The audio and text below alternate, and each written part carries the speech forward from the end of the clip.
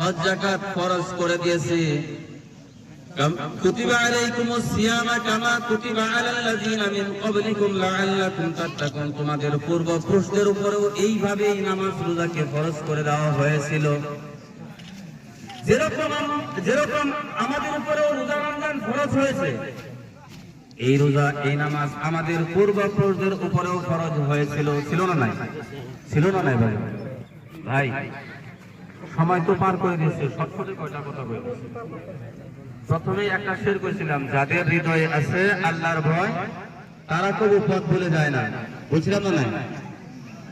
যাদের হৃদয়ে আছে আল্লাহর ভয় তারা কবু পথ ভুলে যায় না। যদি হৃদয়ে আল্লাহর ভয় থাকে তাহলে কোনোদিনই পথ ভুলে যাবে না।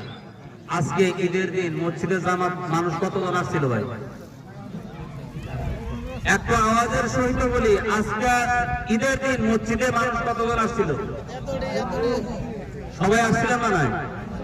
তাহলে আজকে যে ফজরের 2 রাকাত নামাজ মসজিদে পড়লাম, আজকে কি আল্লাহ আমাদেরকে 2 রাকাত ফরজ করে দিয়েছিল আর বাকি সারা বছর ফরজ করে দেয় নাই?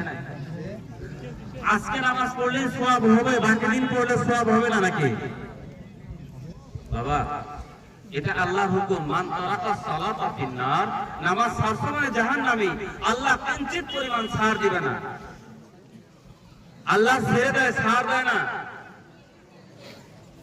আল্লাহ ছেড়ে দিতে পারে, ছাড়বে না। আমি যে আজকে ইয়াউমুল কিয়ামা, কিয়ামতের দিন যেদিন কায়েম হবে, আজকে ফজরের নামাজ মসজিদে আসছি, আদায় করছি, বাকি দিন নামাজ পড়ি নাই, এই হিসাব কেরা নেবে ভাই? কে নেবে ভাই?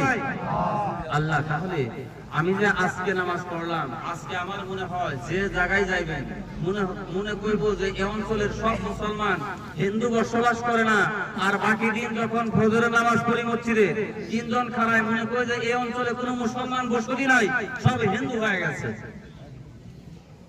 আল্লাহ নবী হুজুর পাক সাল্লাল্লাহু আলাইহি সাল্লামকে একদিন এক সাহাবা জিজ্ঞাসা করতেছেন যে ইয়া রাসূলুল্লাহ, মানুষ নামাজ কোথায় পড়বে? বলে মসজিদে। আর একদিন মসজিদে মানুষ যখন আসলো না, তখন জিজ্ঞাসা করলো যে যদি মসজিদে কেউ না আসে, আমার মন বলে যে ওই বাড়িটা আগুন লাগায় পুড়ে দাও।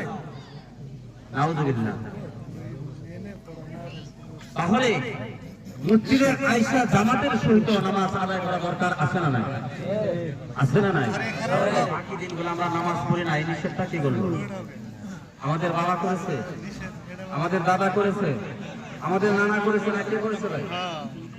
আমরা আজকে থেকে ওয়াদাবদ্ধ, সবাই মসজিদে এসে